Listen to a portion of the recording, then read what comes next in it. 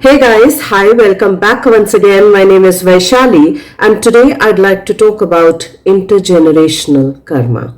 Now, there's a saying in some holy texts which goes like this, that the sins of the father will get laid upon the children. And in a way, in my understanding, that kind of talks about intergenerational patterns and thereby intergenerational trauma or traumas. And in my understanding, the movie Animal, to some degree, is a beautiful representation of that, is a profound representation of that message. So when I had watched this movie that was looked down upon by many, which unknowingly had triggered a lot of our insecurities, a lot of our traumas, that we have still not processed consciously, that we have still not healed deliberately, it quite naturally was frowned upon, and rightly so, because we do not want to perpetuate those kinds of messages within our youngsters. But then again, there was a part of me that questioned, that got a little curious to understanding as to why so many of us had watched this movie, despite hearing negative reviews about it. Why it did the kind of business that it did, despite so many people negatively talking about it. And well, of course, some of the arguments were that it was very well marketed. The other arguments were that there's a part of us that has negativity bias. And I'll not even call it negativity bias, but I'll call it survival bias. That is on the lookout for anything that's dangerous, that can potentially harm us, and thereby we want to be aware of it so that our survival remains intact. So just like everybody else, even I had gone to see the movie. And of course I understood that on a broader framework, it addressed toxic masculinity. It addressed toxic patriarchy as a system which infiltrates itself down on the individual level, which impacts the entire society, communities, families, and individuals. And yet, in the same breath, there was a part of this movie that also showed, that talked about the protagonist's story. The protagonist, played by Ranbir Kapoor, who idolized his father and yet to a degree despised him. Here was this child and a man who loved his father, in fact probably fiercely loved his father, and yet there was a part of him that could not stand him. Here was this child and a man who wanted to be like his father. Here was this child and a man who was always wanting to get his father's approval, to get his father's appreciation, to get his father's affection, to get his father to witness him, to see him, to hear him, and to acknowledge him. Here was this child and a growing up man who was doing everything in his breath, in his capacity possible, to gain the attention of his father whom he idolized. Here was this child and a man who idolized his father so much that in a way he wanted to not just become his father, but he also wanted to be better than his own father. And quite naturally, if he wanted to be like his father and even better than his own father, he could only do it by replicating his father, and doing it not just through his actions but even through his words, through his behavior, a few times over. And in few of the instances shown in the movie, wherein the protagonist, Ranbir Kapoor's father, played by Anil Kapoor, is a very emotionally and mentally disconnected father and a husband. The only role in the movie that he plays for most parts of the movie is of a man who is a very successful business tycoon, but comes across as very detached, very critical, very disapproving of his own direct family.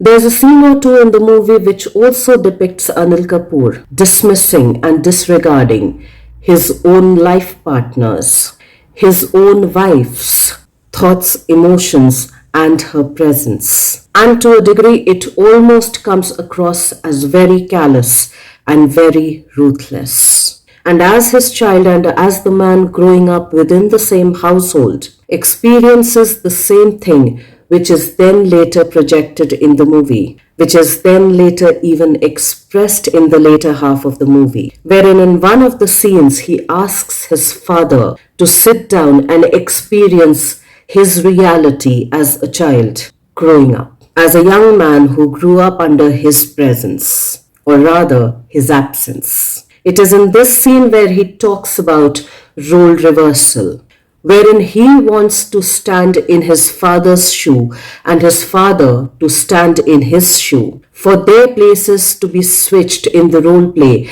as a father and as a son, to then be able to make his father reflect, to be able to understand, to be able to question, मैं ऐसा क्यों हूँ, मैं वैसा क्यों हूँ? Why am I like this? And why did I become what I became?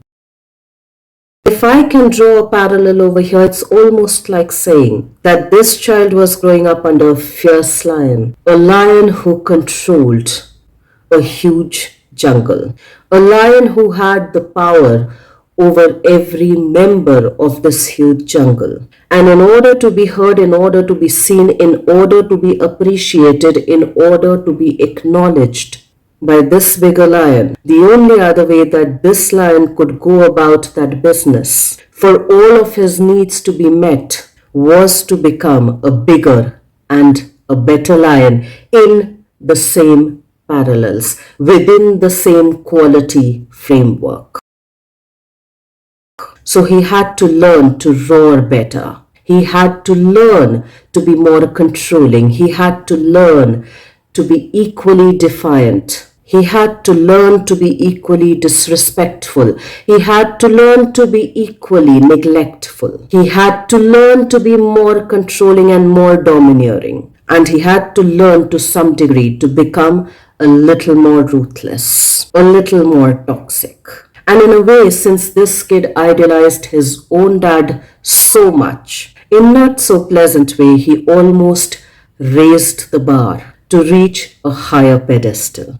And higher pedestal in not what we call or deem as heroic, but he raised the bar within the same quality frameworks, within the same value system. And then through that understanding, this movie also made me question, what bars are we trying to raise?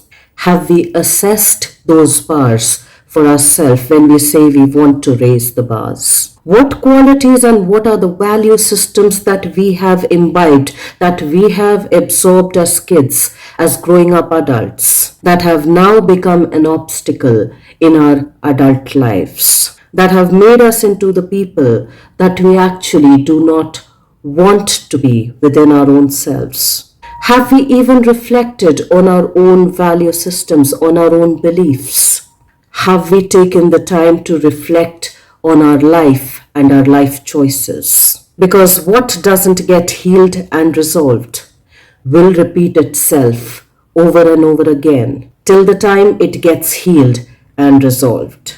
And all of this has been beautifully, profoundly, and pretty painfully been expressed by Dr. Frank Anderson, who is a trauma specialist and a psychiatrist. The same thing, the intergenerational karma, the intergenerational pattern, the intergenerational behavioral pattern that implicitly and unknowingly gets absorbed by us as we are growing up, when we are kids, and that gets repeated in our life or in our lifetimes within our own family lineage, has also been talked about and has been acknowledged by Terry Crews, an actor, in his own life. It's also been very beautifully and very poignantly been expressed by Isaac Walterson, the man who stayed with Elon Musk to write a biography on him, the man who had also written a biography on Steve Jobs. And it's also been addressed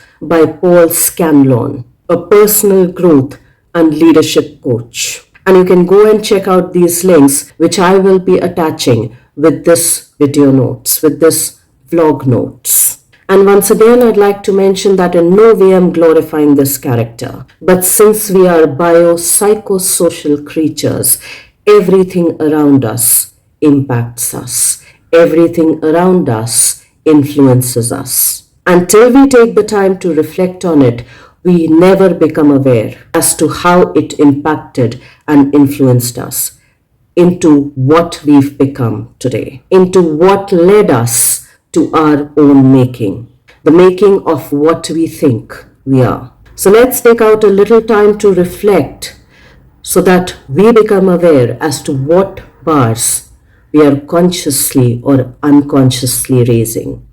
What bars have we picked up knowingly or unknowingly? And are we repeating some of the old familial patterns? Are we repeating some of the old wounds that probably now needs healing, that probably now needs a closure? Let's try and reflect on all of those things. Let's try and reflect on our own lives and our life choices, on our value systems, on our belief systems, on what made us who we are today. Because it's only when we begin to become aware and that we start accepting reality as it was for us, as it has been for us, only then can we begin to think about making some kind of a change.